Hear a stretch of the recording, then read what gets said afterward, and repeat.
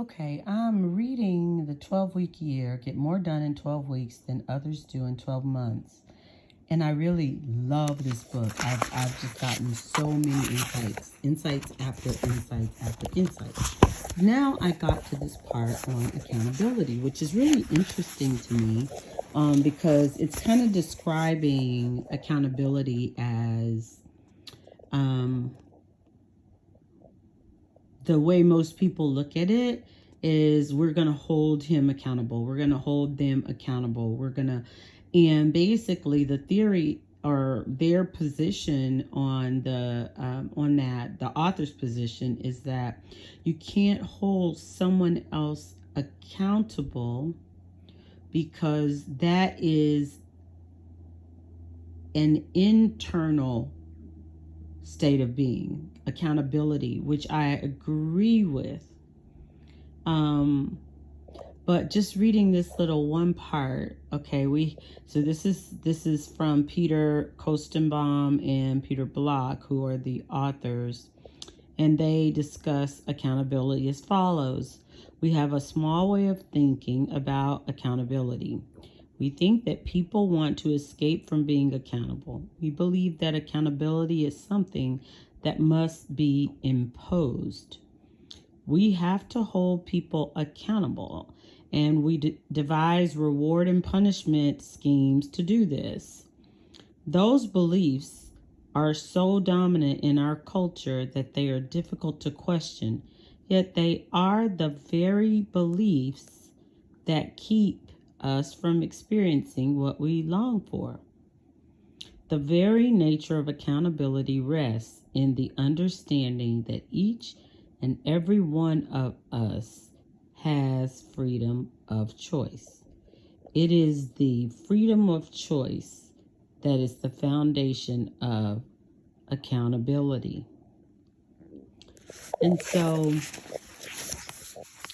I think with that, and I'm sorry, I'm reading in bed at 5 in the morning because I'm not asleep.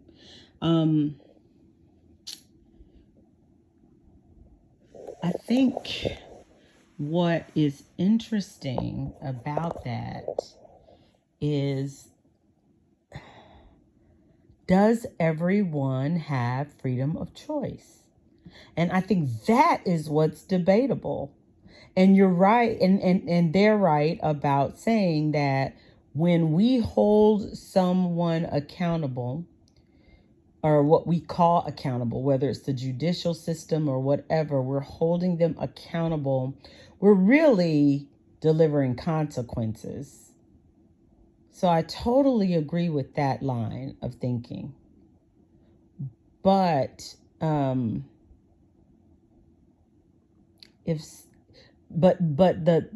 the position that everyone has freedom of choice, I don't know that I agree with that. And it's really interesting. So I would like to, if you're listening to this, I'm interested in some feedback other than from trolls. You know, we're going to get the trolls. I don't care if you agree or disagree, but do you think we all have freedom of choice?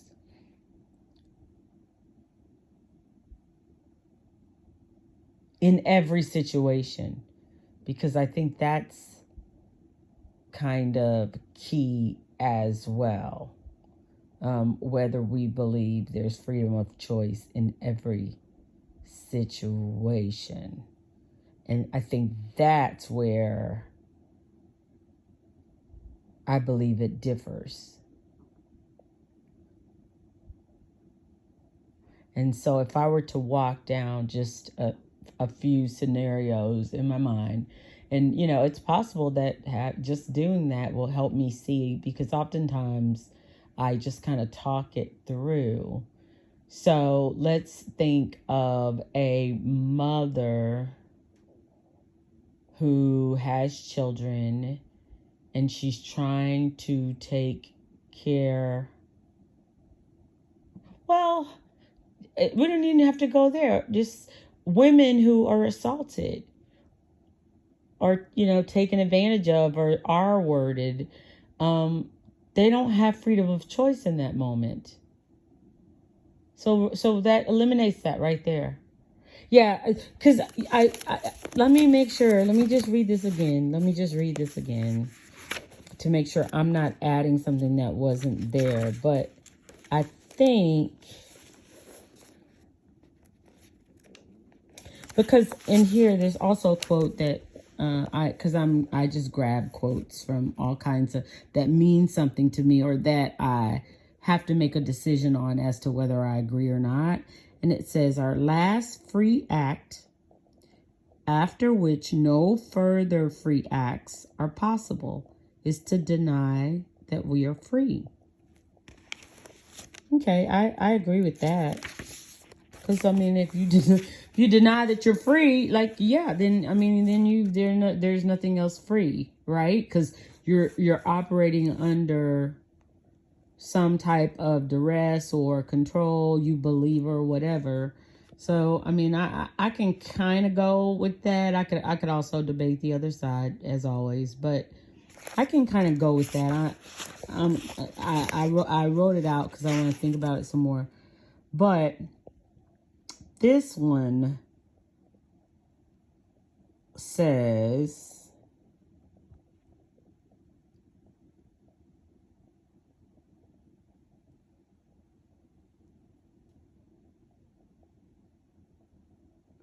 the very nature of accountability rests in the understanding that each and every one of us has freedom of choice. It is the freedom of choice that is the foundation of accountability.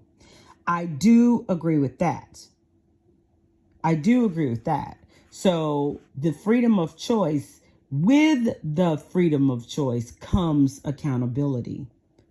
Absent of freedom of choice, you're absent of accountability. So I differ. And I'm curious if anyone else, I don't know. There may not matter to anyone else, but as I'm reading and thinking about these things, I think what happens, because this is a phenomenal book, and just like there's so many books that are like that, where they're phenomenal books, and oftentimes I do believe, books come through people, not from people. And so when I'm reading it, like I'm reading it as a gospel, right? Because it's coming through people in my mind, not from people, because, nothing on this earth is created, right? So it's passing through us. However, there are things where we are, at least the way that I believe it, there are certain positions, that are simply based on our life experiences that we take, because we've never experienced anything different. And so if neither of the Peters ever experienced a lack of freedom of choice, then they would assume, well, everyone had freedom of choice, so everyone can be held accountable. But I don't know that I agree with that. Everyone does not have freedom of choice. Some people are victim of circumstance, and I hate to use the word victim, because it does come with a negative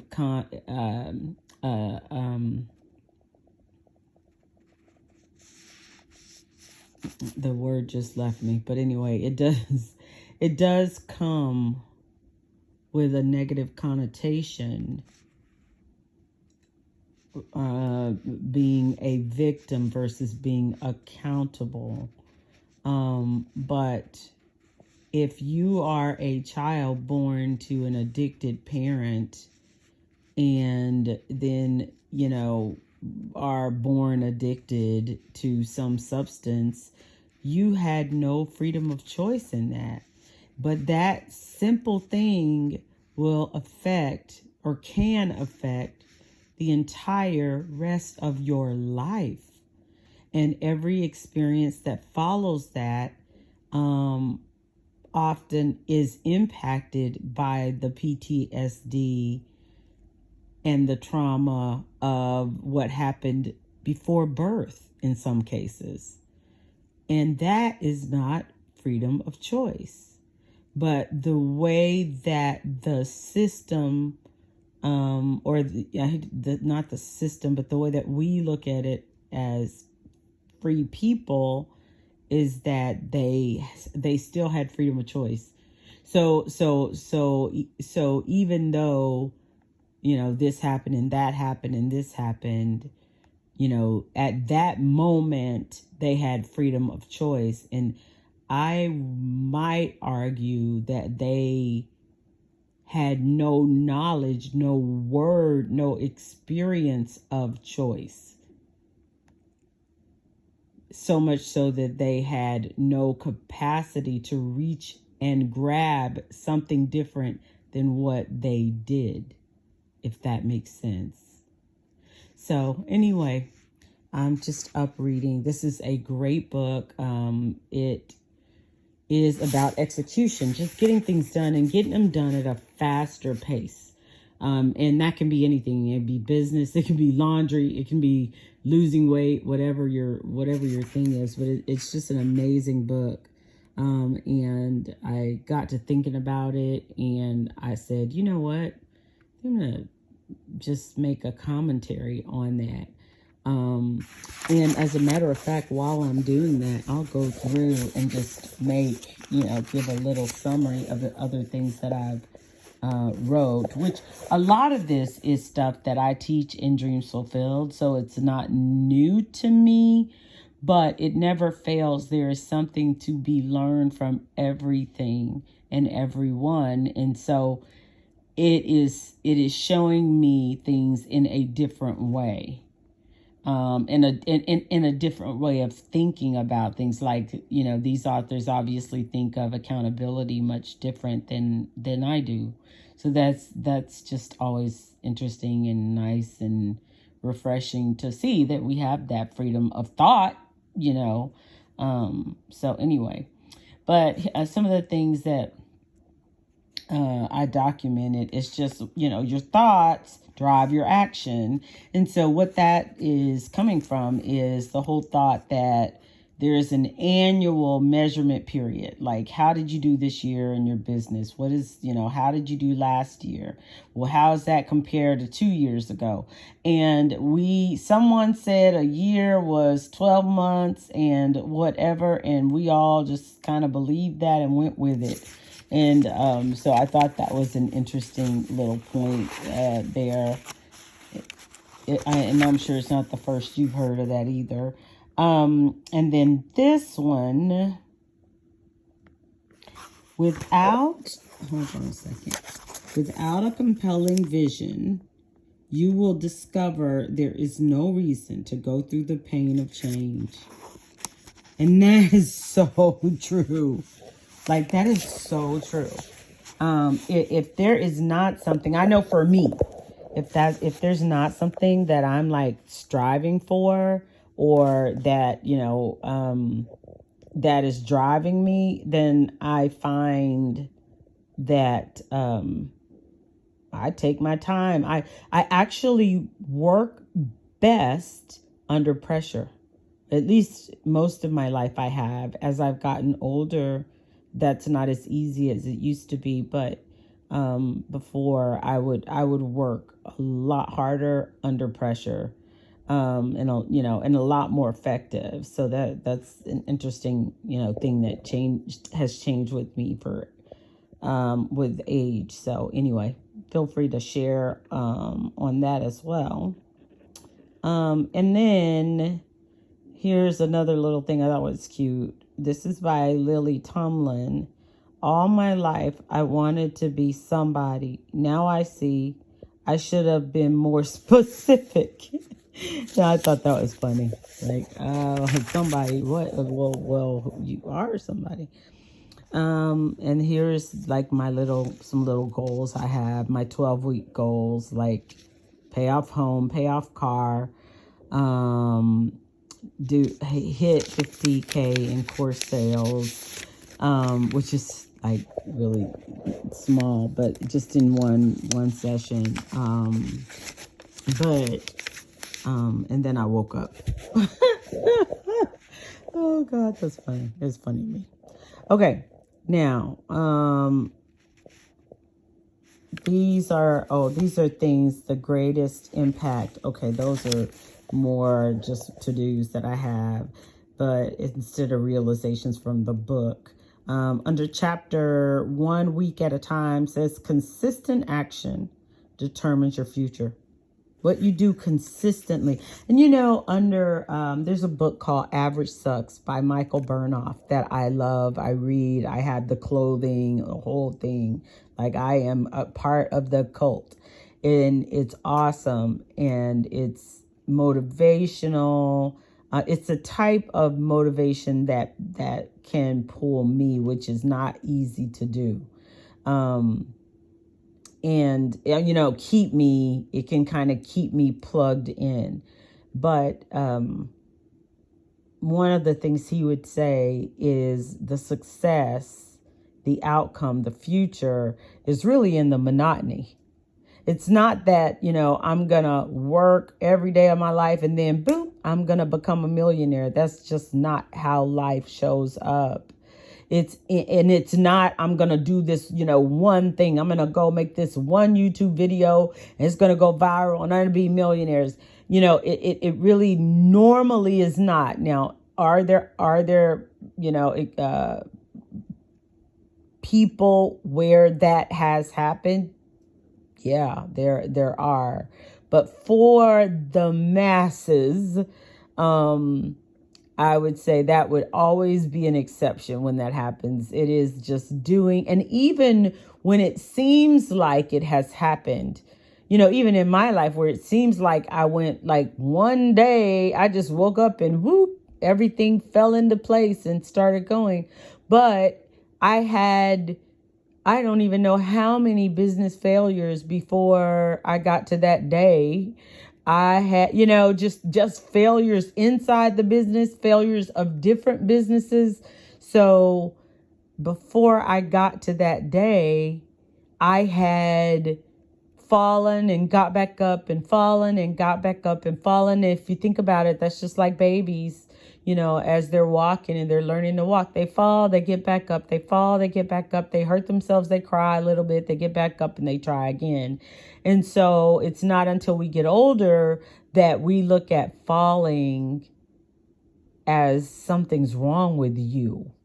Like, something's wrong with me because I failed in that endeavor, because I didn't continue that situation. Something's wrong with me because my marriage did not go the way I thought it should go, and we both agreed to go different ways. So something must be wrong with me, and that's not something that actually I'm saying. That's something that in my personal development study I heard shared by someone who I don't know the name to quote right now.